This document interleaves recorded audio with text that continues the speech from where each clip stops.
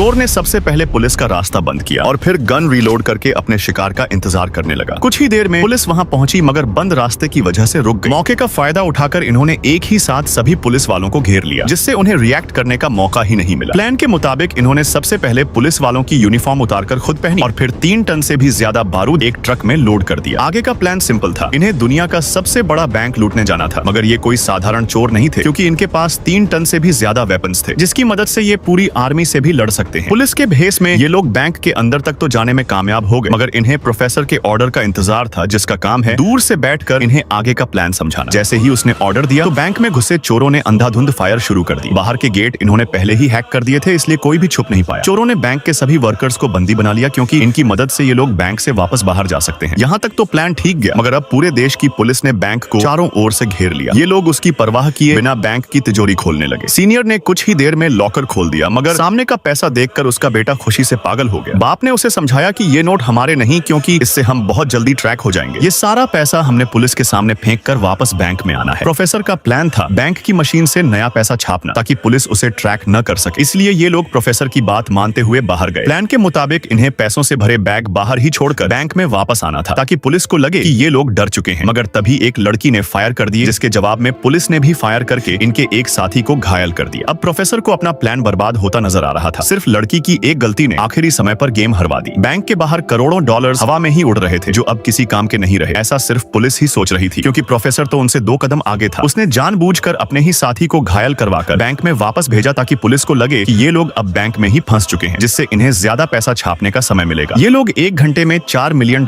के नए नोट छाप रहे थे। पुलिस सोच भी नहीं सकती थी कि जितना पैसा इन्होंने बैंक के बाहर छोड़ा था वो तो आटे में नमक के बराबर था। ये लोग जितनी देर लगाते बाहर की सिक्योरिटी उतनी ही टाइट होती जा रही थी, मगर पुलिस वाले चाहकर भी अंदर नहीं जा सकते थे क्योंकि अंदर 50 से भी ज्यादा लोगों की जान को खतरा था।